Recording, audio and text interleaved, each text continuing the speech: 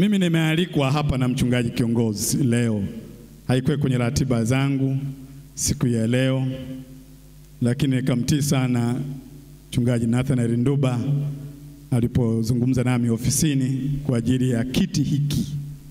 Na mbili, amezungumza vizuri sana, kiti maalum kwa ajili ya wageni, kwa sababu kiti ni kimoja tu ambacho kina cathedral cha askofu. Kwa hiyo hiki ni kiti tu maalum kwa wageni, wanaweza kuketi hapa na viongozi mbalimbali na watu mbalimbali. Basi mmefanya jambo jema linalompendeza Mungu kuwa na kiti kizuri sana. Awabariki Mungu Mwenyezi, Baba na Mwana na Roho Mtakatifu. Tuitike amen.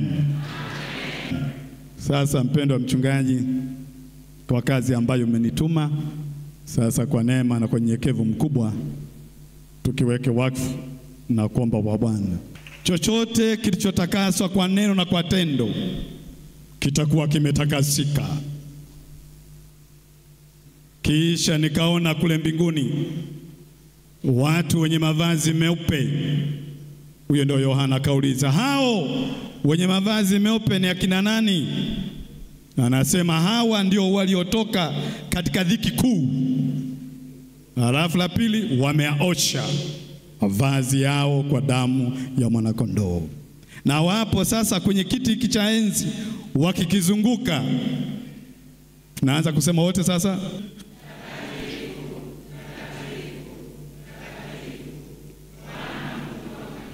Halafu haleluya, haleluya kwa Bwana. Amen. Kwa mamlaka niliyopewa na Mungu na kwa mamlaka niliyopewa na kanisa, na kiweka wakfu na kukibariki kiti hiki, kiti maalumu ambacho watumishi wa Mungu watakitumia sala mpaka Yesu utakaporudi mara pili kulicho kanisa lako. Katika jina la Baba na la Mwana na la Roho Mtakatifu. Amen.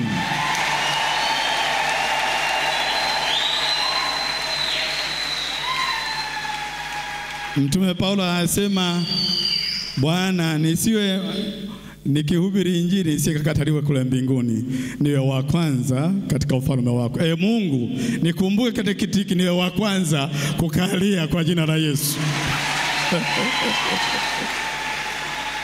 Nakaa kwenye kiti hiki kwa mamlaka niliyopewa na Mungu na kwa mamlaka niliyopewa na kanisa, katika jina la Baba na la Mwana na la Roho Mtakatifu.